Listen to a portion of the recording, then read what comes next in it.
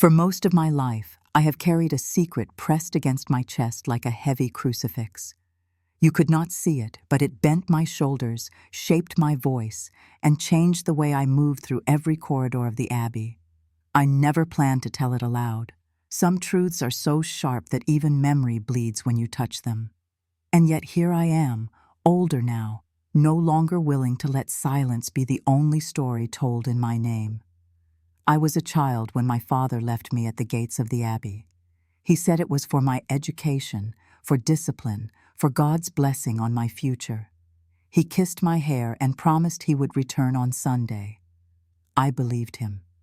Children believe what they are told, even when the tone of a voice already carries goodbye. He walked away down the gravel road, his coat swinging with each step.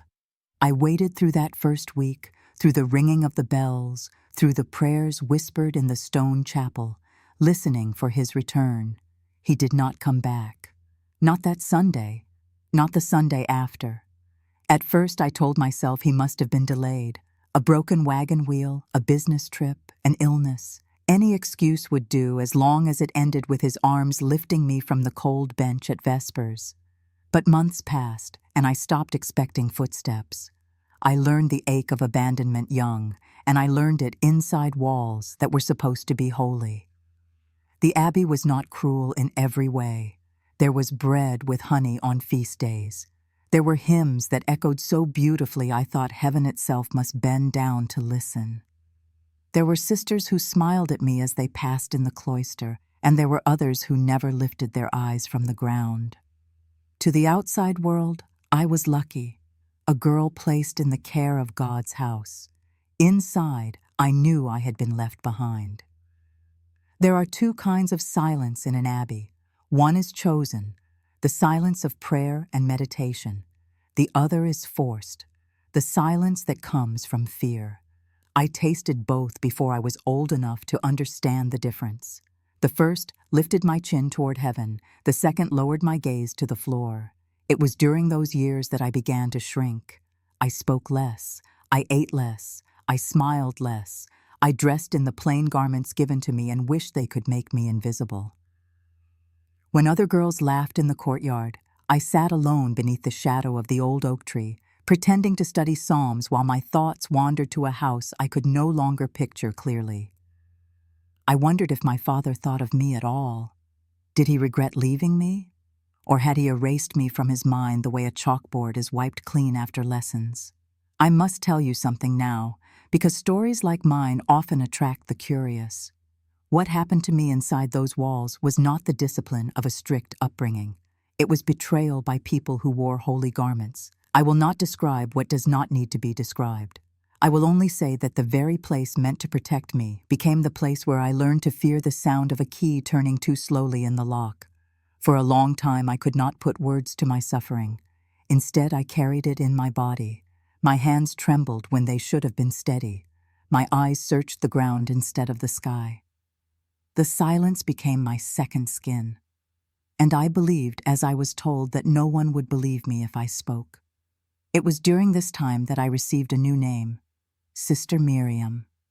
I had been baptized with another name, a child's name, but that name faded in the dust of the courtyard. Miriam was the name spoken at prayers, the name sewn into the collar of my habit, the name I wore like a mask. Sometimes I whispered my old name to myself at night, just to remember I had once belonged to a family. But eventually, even that whisper disappeared. If you ask me now whether I hated my father for leaving me, I will answer with honesty. At first, no. Children do not know how to hate those they long for. I waited, I hoped, I excused. Only later did hatred come, sharp as glass, when I realized his absence had written the first line of my tragedy. The day he walked away was the day every door in the Abbey closed behind me. People often ask what revenge means to a nun. They imagine vengeance in flames, in curses, in scandal. Mine was different. My revenge was survival. My revenge was telling this story after decades of silence. My revenge was becoming the one thing my abusers never wanted me to be, a woman with a voice. But I'm moving too fast. Before there was survival, there was collapse. Before there was revenge, there was silence so thick I thought it would choke me. The girl I was did not know yet that truth could set her free. She only knew that every step in the stone corridors echoed like a warning, and that prayers did not always bring comfort when whispered through tears. If you listen closely, you can still hear her, the younger me, sitting on the narrow bed in her cell, clutching the rosary given to her on the first day. The beads are warm from her hands, her lips moving quickly, not from devotion, but from desperation. She is praying not to be noticed. She is praying for footsteps to keep walking past her door. She is praying that God will send her father back. He never returned, and so my story begins, not with the sound of bells calling me to prayer, but with the silence that answered every prayer I dared to whisper. If you had asked me, in those first months, what I thought of the Abbey, I might have said it was a place of endless rules and endless echoes. The walls seemed to swallow sound and then return it to you at strange moments, as if the building itself were listening. Every day began the same way. The bell at dawn, its cold voice cutting through the darkness. We rose from our narrow beds, washed quickly in basins of cold water, and assembled in the chapel before the sun had even thought to rise. I was small among the other girls, both in height and in spirit. My father's absence sat on my shoulders like a weight, but I told myself I had to be obedient, to blend in, to do everything exactly as instructed. The older girls had already learned which sisters could be trusted and which should be avoided. They whispered warnings in the dormitory after lights out, their voices barely above the creak of the rafters. I listened without asking questions, filing away their advice like precious contraband. My days were filled with lessons, reading scripture, learning hymns, and practicing penmanship so precise it felt like stitching letters into the page. In the afternoons, we were sent to different duties, some to the kitchen, some to the laundry, some to the garden. I was often sent to the garden, where the air smelled of rosemary and damp soil. There, Sister Helena taught me how to pinch basil leaves without bruising them, how to tell when a tomato was truly ripe, how to read the weather in the bend of the tall grasses. Not every moment was harsh. There were glimpses of kindness, small but vital. Sister Beatrice, who oversaw the laundry, would let me hold my hands over the steaming tubs in winter to warm my fingers before folding sheets. On feast days, the kitchen sisters gave us each a small slice of honey cake, and for a few moments the air would hum with the sound of girls forgetting themselves in sweetness. But these bright moments were fragile, quickly dimmed by the rigid order of the place and by the ever-present knowledge that we were not here by choice. When visitors came, local villagers dropping off supplies or wealthy patrons checking on their charitable contributions, we were lined up neatly in the courtyard. We were to smile, bow our heads slightly, and answer any polite question with short, proper replies. I remember once, a woman with a fur collar asked me where my parents lived. The question caught in my throat. "My father is away," I said, my eyes on the cobblestones. She patted my head as if I were a stray animal and moved on. The seasons turned. Winter came early that year, and with it the kind of cold that makes every step a test of will. Our dormitory windows rattled in the wind and frost bloomed in delicate patterns across the glass. At night I lay awake listening to the Abbey breathe, wooden beams settling, distant footsteps in the cloister, the low murmur of voices that did not sound like prayer. I began to realize that the Abbey was two places at once, the one we showed to the world and the one we lived in when the gates closed and the lamps were dimmed. Somewhere in those months, the ache of waiting for my father shifted into something else, not hatred, not yet, but a hollow acceptance. I began to forget the exact sound of his voice. I remembered only the sensation of being left behind, and that memory seemed to stretch into every stone of the place. The day I was given my first full set of garments, the novice's habit, was the day I understood that the life I had known was gone. The fabric was heavy on my shoulders, the collar stiff against my neck. As I looked in the small mirror above my wash basin, I saw a girl who was disappearing beneath layers of cloth and expectation. A girl learning to answer to a new name, to move in measured steps, to keep her voice low even when her thoughts were loud. I told myself this was how you survived here. You adapted, you learned the rhythms, you hid the parts of yourself that might draw attention. I did not yet know that hiding would not save me. I did not yet know that the walls I thought would shelter me would one day close in like a cell. For now I kept my head down, my hands busy, and my questions to myself. But somewhere deep inside, a small voice, my own, was whispering that this was not the life I was meant to have. That voice was faint, but it was still there, waiting for the day I would be brave enough to listen. The Abbey taught me many lessons, but none so quickly as how to read the air in a room. The rustle of a habit down the corridor, the clearing of a throat at the wrong time, the way a door latch clicked a heartbeat too slow.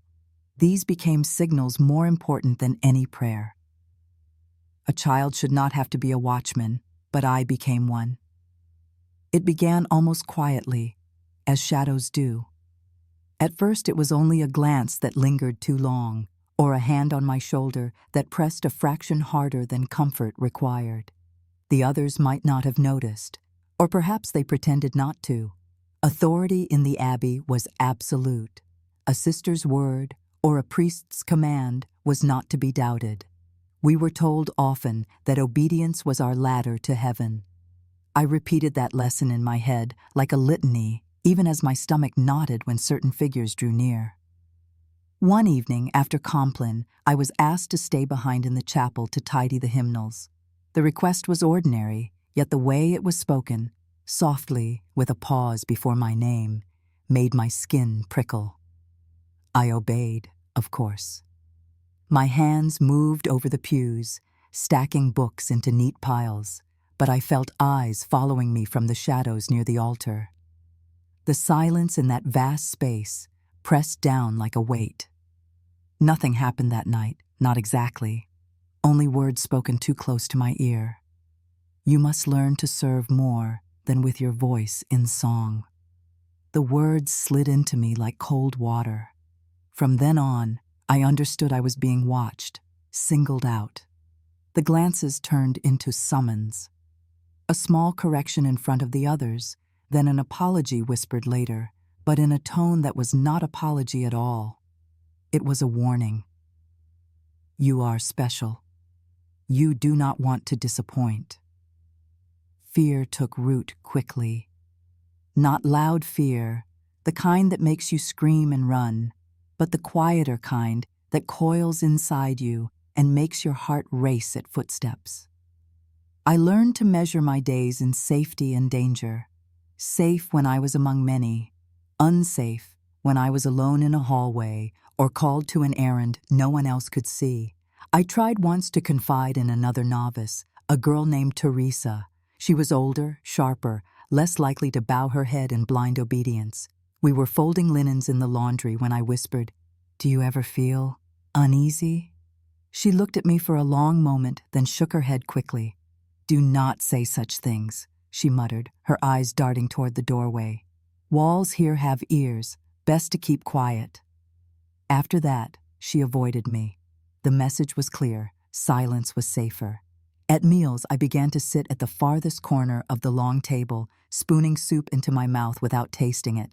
I wore my habit as loosely as possible, hoping the fabric could shield me. I cut my hair shorter, telling myself it was for neatness, but secretly hoping it would make me less noticeable. None of it mattered. The attention did not fade, it sharpened. The most frightening part was the way authority twisted itself into affection. Words of warning were dressed as compliments. "You are becoming a fine young woman of faith. You should be grateful for the guidance you receive." I wanted to believe those words, because believing them meant I could pretend I was not in danger. But deep inside, I knew the difference between guidance and control. One night, as I returned late from the refectory, I found the corridor lights already extinguished. The hallway stretched long and dark. Halfway down, a figure stepped from a doorway, blocking the passage. My breath caught. There was no need for threats, only a look, steady and hard, that said more than words could. Then, just as suddenly, the figure turned and vanished into another hall. Nothing happened, yet everything happened. My knees shook as I reached my room and pushed the bolt into place. From that night on, I understood the message. I was not untouchable. My silence would be tested. I prayed harder, longer, kneeling until my knees ached. I begged God for protection, for clarity, for courage. Some nights the only answer was the echo of my own sobs in the wooden beams. Other nights, a strange calm would fall over me, as if heaven itself were whispering, "Hold on, child." That whisper kept me alive. Still, dread clung to me like a second skin. I began to doubt myself. Had I misread glances, imagined tones, exaggerated threats? Fear has a way of making you question your own senses. But each time I tried to dismiss it, another look, another word, another shadow reminded me it was real. By the end of that year, I no longer believed the Abbey was a refuge. It was a house with two faces, one holy for the world to see, another hidden for those caught in its walls. And I, a girl abandoned by her father and forgotten by her family, was learning that the second face was the one turned toward me. The threats had only begun, and already I was learning to live as a shadow among shadows. Silence is not always peace. I learned that lesson in the Abbey more surely than I learned any prayer. There is a silence that steadies the heart, the silence of early dawn when the bells have not yet rung and the air holds its breath. But there is another kind of silence, darker, heavier, the silence of secrets. That silence wrapped around me until I felt it press against my lungs. Each day followed the same order: chapel, lessons, labor, chapel again.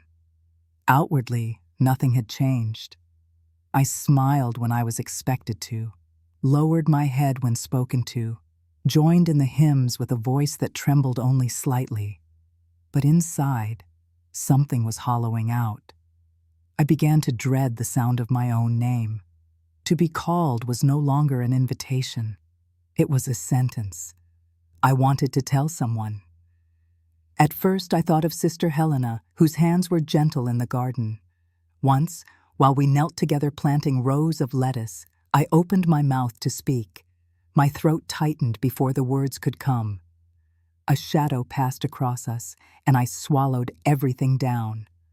Later, when I tried again, she only smiled wearily and said, "Patience, child.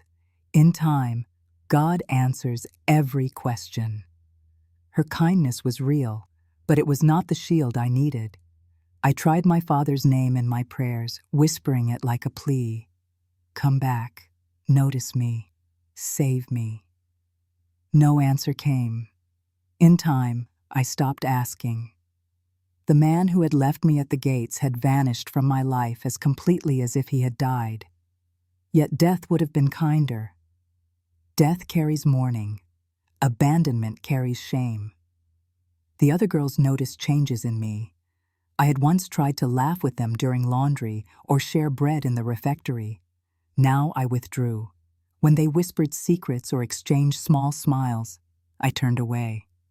Teresa, the boldest among them, told the others I was strange. "She thinks she's holier than us," I overheard her say one evening. I wanted to scream that I was not holier. I was terrified, but fear kept my lips sealed. Better to be thought proud than to expose myself to danger. My body betrayed me in ways I could not hide. I lost weight, my skin grew pale, dark circles ringed my eyes. The sisters scolded me for neglecting my health, but they offered no balm beyond stricter discipline.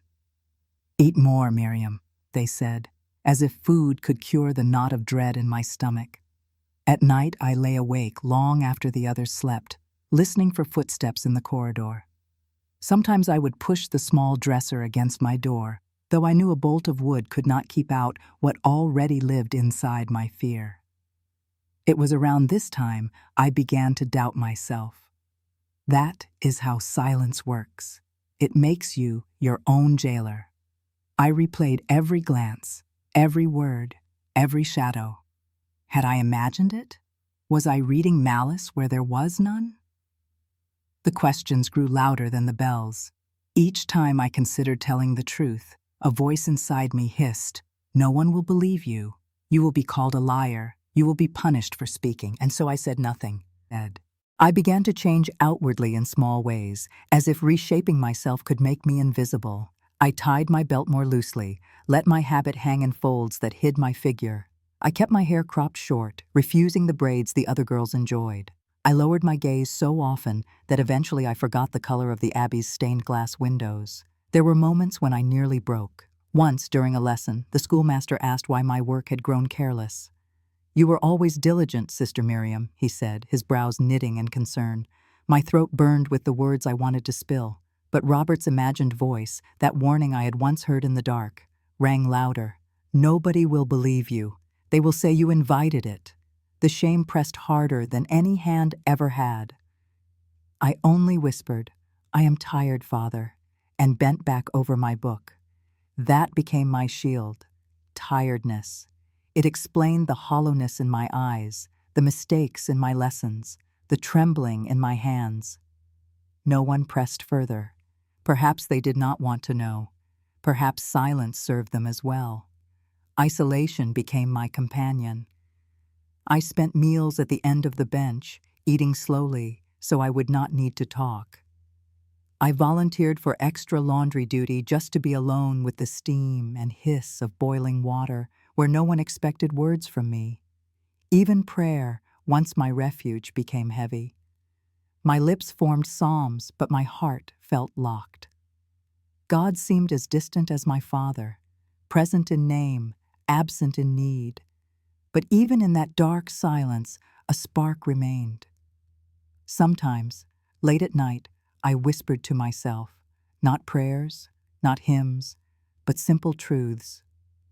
"This is not your fault. You are not the one who should be ashamed." The words felt dangerous, like contraband, but they kept me breathing. A tiny rebellion against the silence that tried to swallow me whole. Looking back now, I see that those whispers were the beginning of my survival. At the time, I thought they were nothing, only a child talking to herself in the dark. But they were more. They were the seed of defiance, planted in secret, waiting for the day it would grow strong enough to break through stone. For now, though, I remained a shadow in the Abbey, a girl moving silently through corridors, praying not to be noticed, praying to vanish. And in that silence, the threat deepened. What had begun as glances and warnings would not stay there. The storm was still ahead. It is strange how long a body can carry what the soul cannot. For months, I folded my silence into every corner of my life, into the hymns, into the laundry, into the hours bent over my lessons. I thought if I could keep going, if I could keep obeying, then the weight pressing against my ribs would stay hidden. But no weight stays hidden forever. Sooner or later, it leaves its mark. The first signs came quietly. I grew faint in chapel one morning, the notes of the psalm blurring until the words slipped from my tongue. My hands shook so badly that the hymnal slid from my grasp. "She is pale," I heard one sister whisper. Another said, "Perhaps she fasted too strictly." They led me to a bench, pressed a cup of water into my hands, and told me to rest. I nodded, grateful for the excuse, but inside I knew it was not fasting or weakness. It was the silence itself that was draining me. Each week my body betrayed me further. My steps slowed. My head throbbed in the afternoons until light stabbed at my eyes. Food turned to ash in my mouth. I tried to hide these things, but the body does not always obey. At meals, I pushed broth around my bowl, pretending to eat. At lessons, I stared at the page until the letters swam. At night, I tossed beneath my blanket, my heart pounding as if it were trying to climb out of my chest. It was during Lent when the collapse came. The days were long with prayer and fasting, and I forced myself to keep pace, ashamed of my weakness.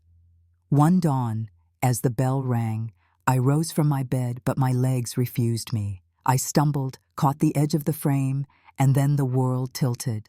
The next thing I remember is the taste of stone on my lips and voices calling my name from very far away. When I opened my eyes, I was in the infirmary. White sheets tucked around me, the smell of camphor and lavender filling the air. Sister Agnes, who oversaw the sick room, leaned over me with furrowed brows. "You frightened us, child," she said softly. "You crumpled like paper." She touched my wrist, counting the pulse. "So thin," she murmured. "So tired." I wanted to tell her everything then. My mouth even opened, but no words came. Fear still held me by the throat. Instead, I whispered, "I am only weak, sister. It is nothing." She looked at me for a long moment, as if deciding whether to believe me. Then she pulled the blanket higher over my shoulders and said, "Rest." For days I lay there, half asleep, listening to the infirmary sounds, the clink of glass bottles, the soft shuffle of shoes, the murmur of prayers. Visitors came and went. Some girls peeked in, wide-eyed, but I closed my eyes so I would not have to meet their pity. My strength returned slowly, but the hollow ache inside me remained. Then one afternoon, while Sister Agnes was away, a visitor came who was not part of the Abbey. A physician from the nearby town had been called to examine me. He was gray-haired, with eyes that missed nothing. He asked questions in a quiet voice. How long had I been unwell? What had I eaten? Had I been under unusual strain? My answers were vague, stumbling. He frowned, writing notes with a scratch of pen. Finally he said, "This is more than simple fatigue. There is deeper distress here." His words struck me like a bell, because they were the closest anyone had come to naming the truth. When Sister Agnes returned, he spoke with her in hushed tones by the door. I caught fragments: malnourished, severe exhaustion, cause unknown. The words swirled like smoke. They were not the full truth, but they were enough to stir concern, enough to suggest that something hidden was unraveling.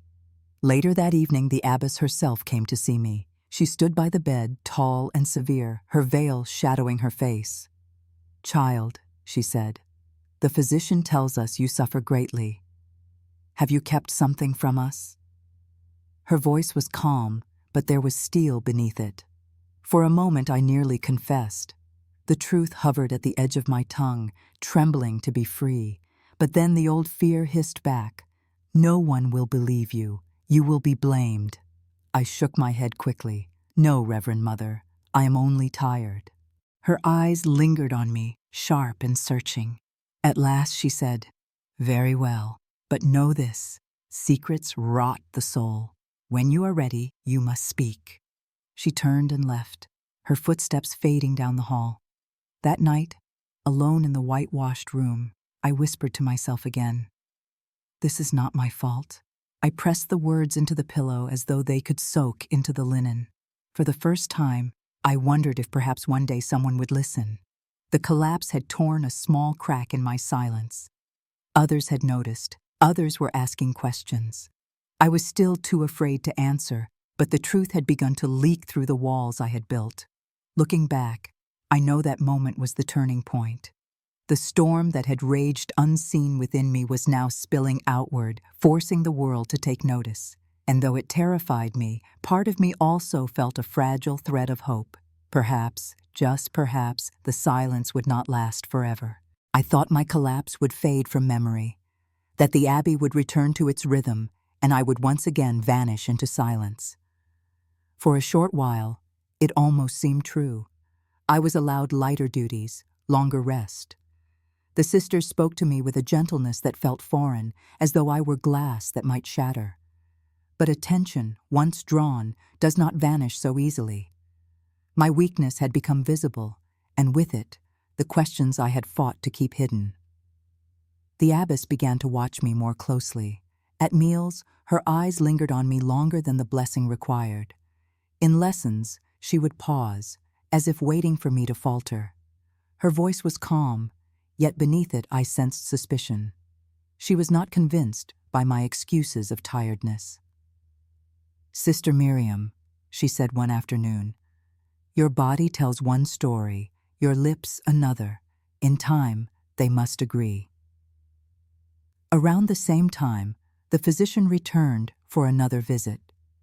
He pressed his stethoscope against my chest, studied the hollowness beneath my eyes, and said gently, "This is not ordinary fatigue.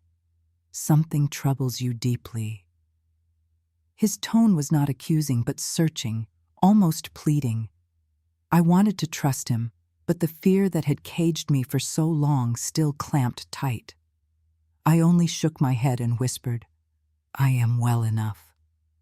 His sigh told me he did not believe me. Rumors began to curl through the corridors.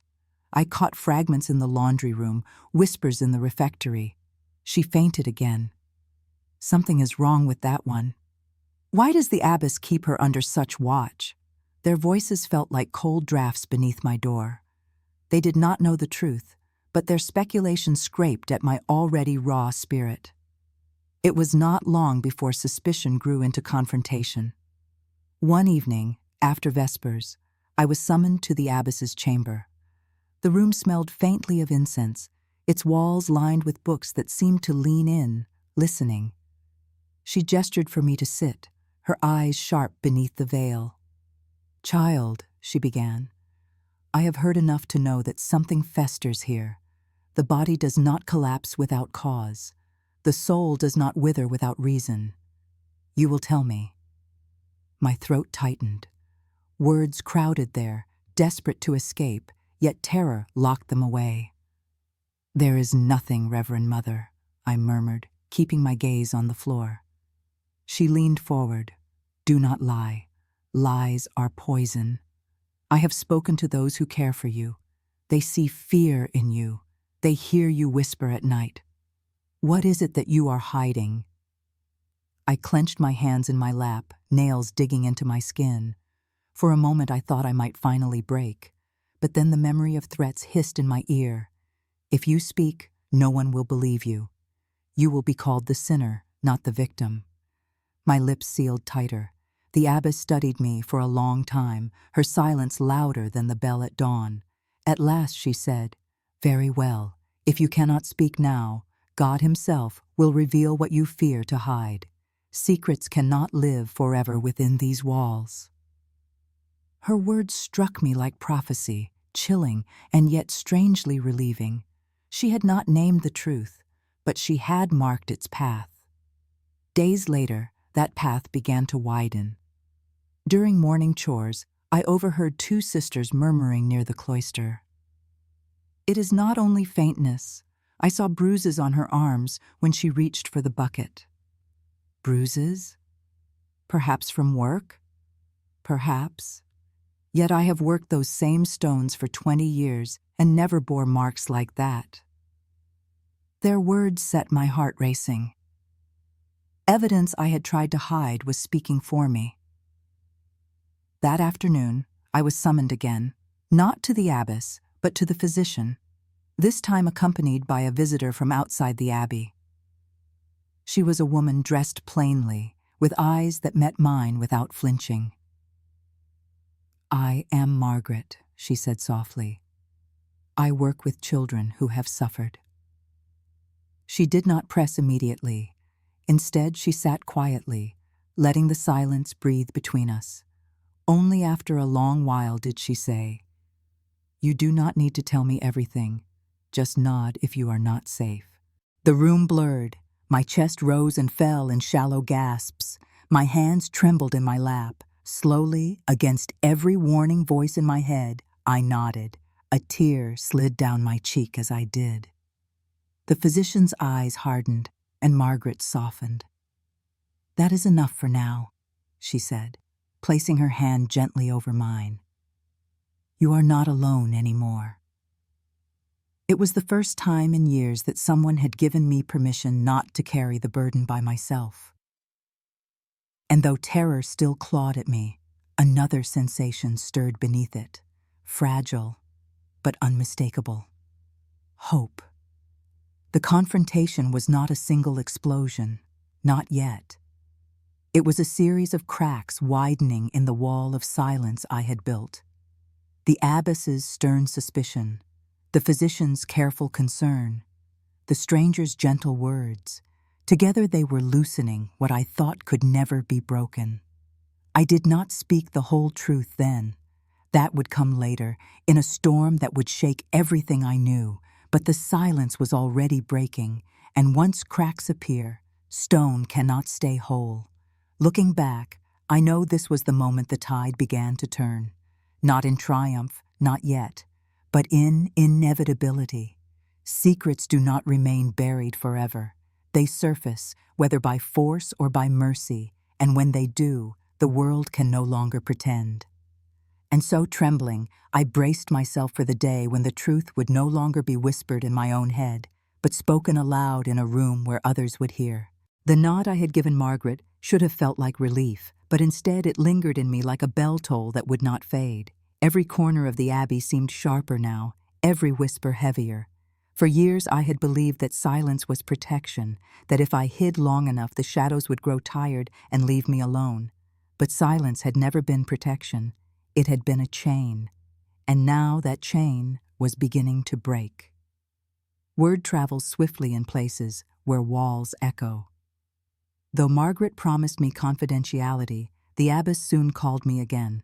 Her eyes, sharper than before, scanned me as though searching for a confession written across my skin. "Sister Miriam," she said, voice low but unwavering, "the Lord does not bless lies. Someone outside has told me you are not safe. If there is sin here, we must uproot it." Her words shook me.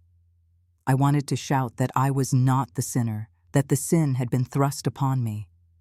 But fear still curled in my chest like smoke. I whispered instead, "I cannot." She leaned forward, her hands gripping the arms of her chair.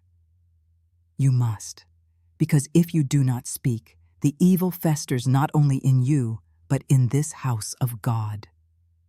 The words pierced me, not as threat, but as revelation. For years I had believed that carrying my pain silently was noble, even holy, that perhaps God asked it of me. Now, sitting under the weight of the abbess's gaze, I saw it differently. My silence had not only imprisoned me, it had given cover to the one who had betrayed me. That night, I could not pray. I lay awake in my narrow bed, watching the ceiling disappear into shadow.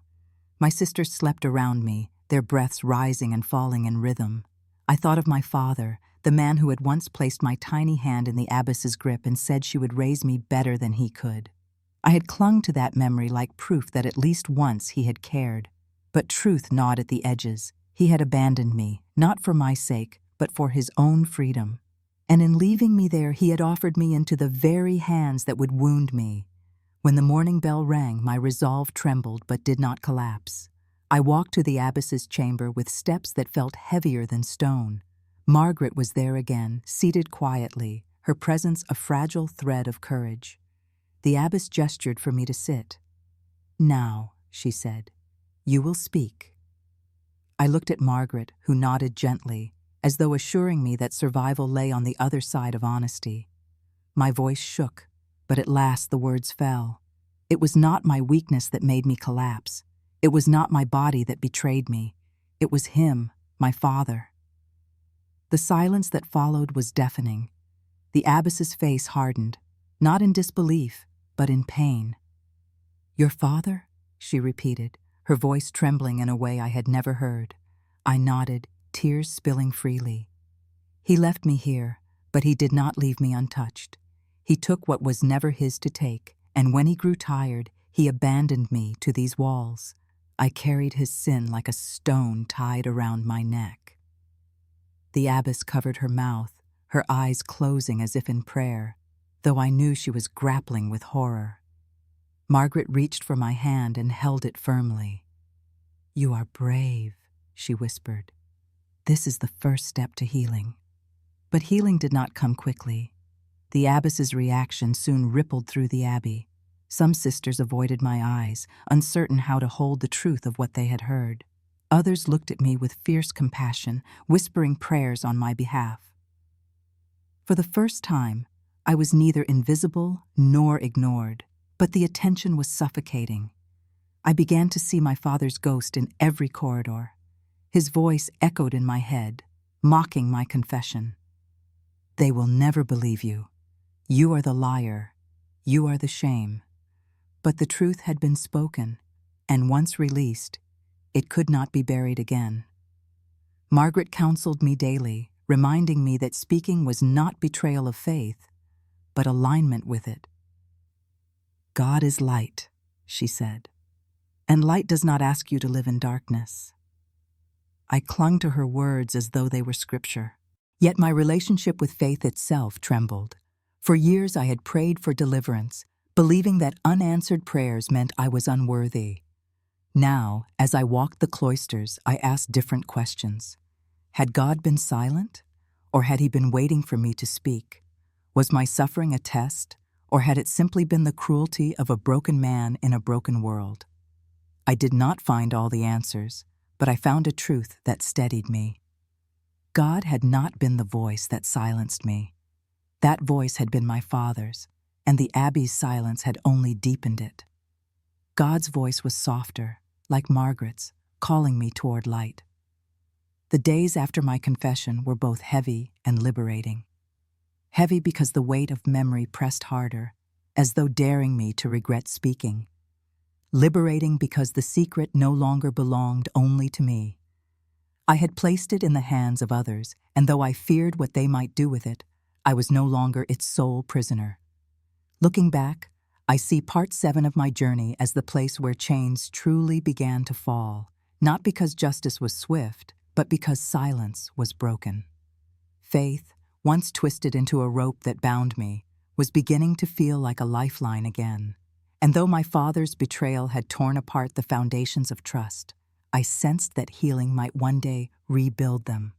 For now, all I could do was breathe in the rare air of truth and wait for what would come when the world outside these walls finally learned of the man who had abandoned me and of the daughter who would no longer remain silent. The Abbey bells rang as they always did, steady and unrelenting. Yet to me they sounded different now. Less like a call to prayer, more like a reminder of chains I could no longer bear. Since my confession, the silence inside me had been broken, but with it came a storm I could not still. The walls that had once felt like safety now pressed in like a cage. Every hallway whispered with judgment.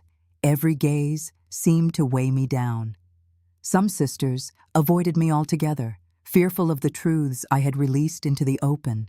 Others offered kindness, but kindness could not erase what I had lived through. I realized that as long as I remained here, I would always be bound to the echoes of betrayal. Margaret must have sensed it. One evening, as the sun spilled red across the cloisters, she took my hand and whispered, "Miriam, healing is not always found where wounds were made. Sometimes God calls us to walk beyond these walls." Her words settled into me like a seed waiting for spring. For days, I wrestled with them. Leaving the Abbey felt impossible. It was the only home I had known since childhood. Yet it was also the place where my father's betrayal and the Abbey's silence had taken root. If I stayed, I feared I would never truly live. The decision came quietly, not with thunder, but with a still certainty. One morning, as I stood by the narrow window of my cell, watching the world beyond the gates, I felt something stir in me, a longing not for escape alone, but for life. I whispered a prayer, not for strength, but for courage, and I knew it was time. I told Margaret first. Her eyes filled with tears, but not sorrow. "Then you must go," she said gently. "I will help you. This is not betrayal of God. This is faith, faith that He walks with you beyond these stones." Together we planned in secret. I would leave at dawn before the bells called the sisters to prayer. Margaret arranged for a carriage from a neighboring village, driven by a man she trusted. She pressed a small satchel into my hands, filled with bread, a flask of water, and a simple cross. "Not to bind you," she said, "but to remind you that light travels with you." The night before my departure, I walked the Abbey one last time.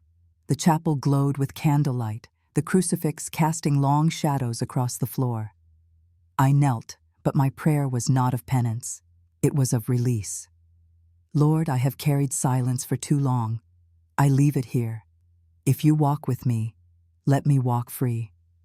When dawn came, the air was cool, damp with the scent of dew. Margaret embraced me at the gate, her voice steady despite the trembling of her hands. "Remember, Miriam, you are not what was done to you. You are who you choose to become." I stepped through the gate. The world beyond felt vast, terrifying, and beautiful. The carriage waited, its wheels creaking as the driver adjusted the reins. I climbed in, heart pounding, and as the Abbey disappeared behind me, a strange mix of grief and relief welled within me.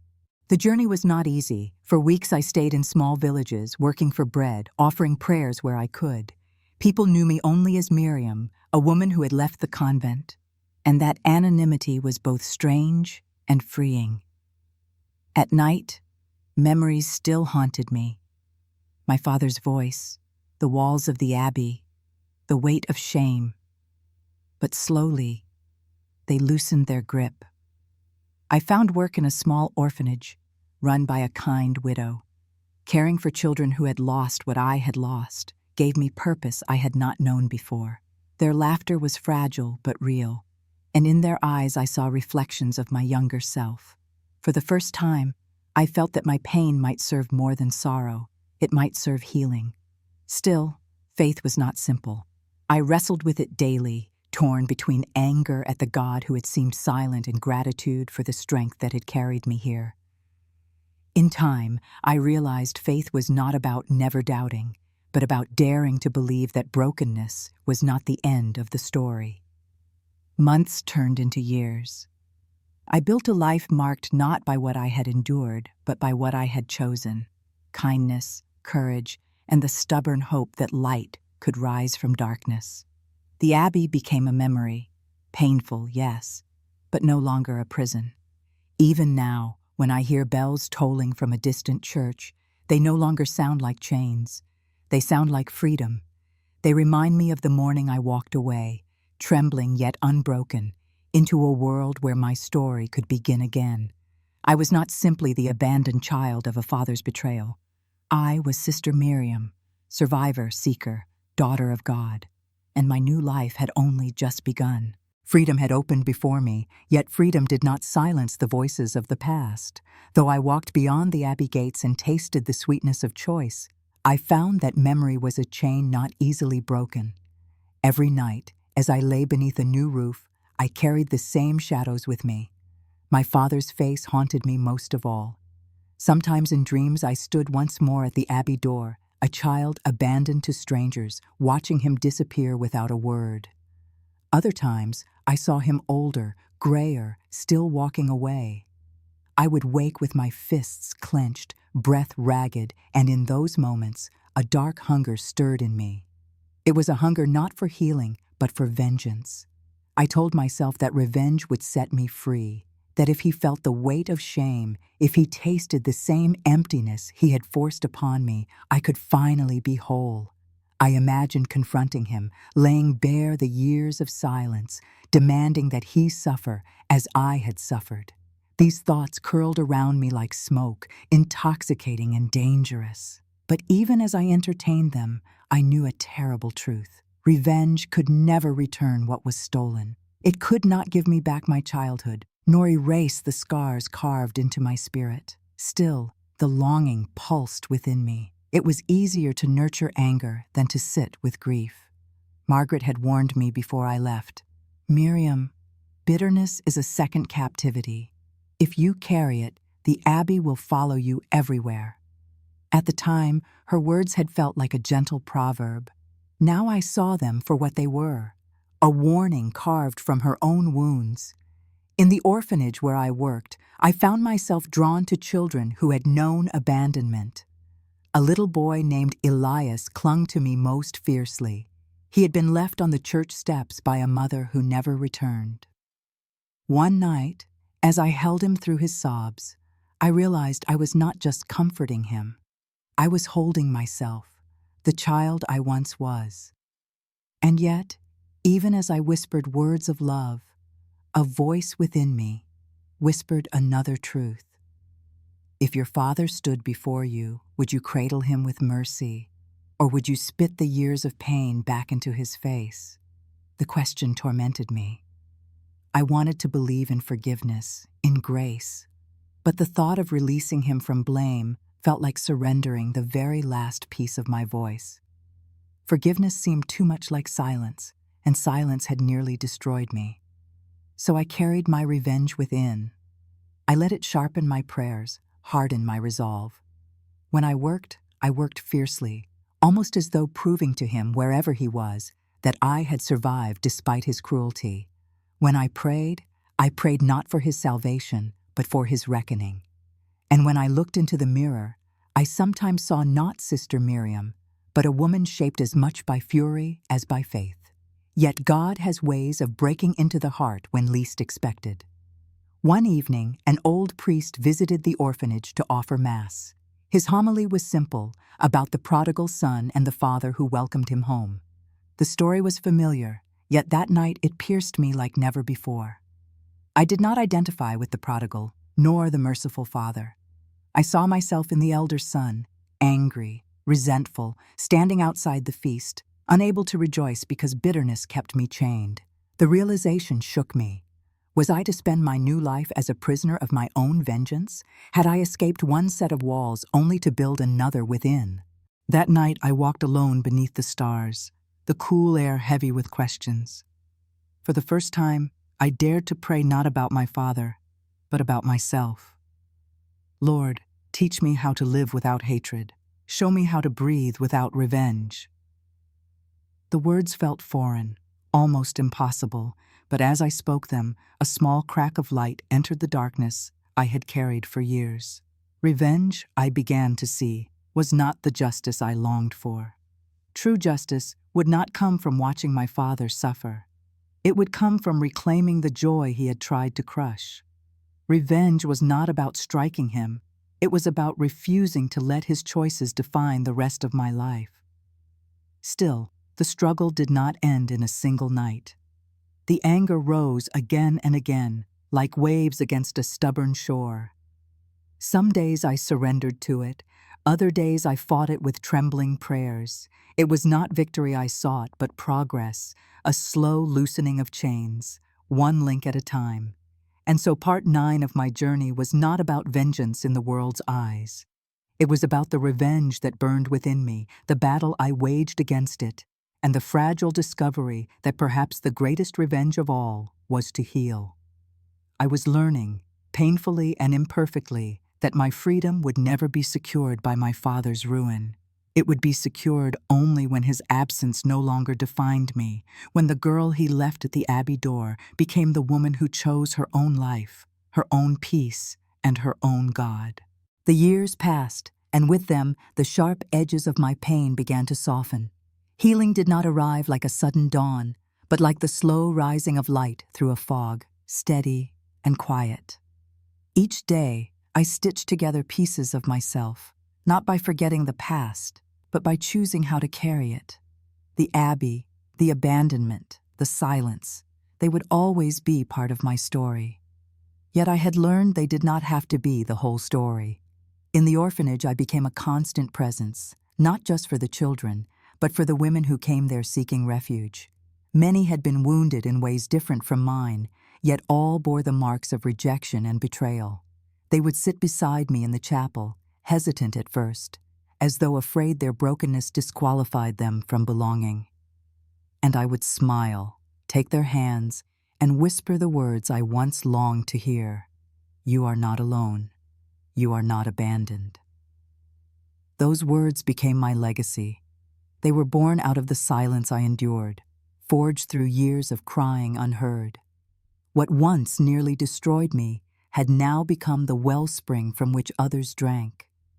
There is a strange power in pain redeemed. It multiplies hope in ways nothing else can. One evening, as I watched the children play in the courtyard, little Elias came to my side. His laughter filled the air, and in his hand he held a flower he had plucked from the garden. He placed it in my palm with the simple declaration, "For you, Mama Miriam." My breath caught. For the first time in years, I felt no ache, no sharp reminder of what I had lost. Instead, I felt the fullness of what I had gained. I had longed once for revenge, believing it would heal me. But here was the truth. It was love that had done what anger never could. Love had mended the cracks within me. Love had given me a family where blood had failed, and love had transformed the wound of abandonment into a well of compassion. And still, the memory of my father lingered. By then, I no longer dreamed of confronting him, nor of watching him suffer. Instead, I prayed for him, not because I excused his choices, but because I refused to let hatred be my inheritance. Forgiveness, I discovered, was not about setting him free. It was about setting myself free. As I grew older, I began to write, not with grand designs of books or fame, but with the hope that my words might reach one soul who needed them. Page by page, I poured out the story of a girl left at an Abbey gate, the years of silence, the temptation of vengeance, and the hard, slow journey toward grace. When I finished, I did not feel pride so much as peace. The story no longer lived locked inside me. It had been given a voice, one that could live beyond me. There were nights I sat with the sisters, telling parts of my tale aloud. Their eyes would fill with tears, not of pity, but of recognition. Pain is universal, though its shapes differ. And when they would ask, "How did you survive it all?" I would smile and answer simply, by refusing to let the darkness have the last word. That became my anchor, the belief that the last word would always belong to light. As the seasons of my life turned, I found myself at peace with the path I had walked. I no longer cursed the Abbey walls or the silence that once suffocated me, for in those same places I had discovered my own strength, my own God, my own voice. The Abbey that once caged me had also taught me discipline and endurance. The abandonment that once defined me had made me fiercely devoted to those who remained. The silence that once strangled me had made me cherish every spoken word of love. In the end, my legacy was not one of tragedy, but of transformation. I became for others what I once needed most, a witness that healing is possible, that brokenness is not the end, and that even in the deepest wounds, grace can take root. As I reflect now, I do not imagine revenge, nor do I dwell on what might have been. Instead, I imagine the faces of children who grew up knowing love instead of silence, the women who found courage in my story, and the quiet generations who may never know my name but will carry pieces of my hope in their own battles. And so I close my eyes not with bitterness, but with gratitude. My father's choices shaped my beginning, but they did not dictate my ending. I chose the ending myself, one of love, one of peace, one of legacy. This is the miracle of my life, that what was meant to break me became the very thing that built me, that the silence which once crushed me gave birth to a voice that will echo beyond my years, and that in the end, healing was not just for me, but for all who would come after. For this is what I know to be true: pain can be inherited, but so can healing. And if my story leaves anything behind, let it be this: that hope is stronger than abandonment, grace deeper than betrayal, and love louder than silence.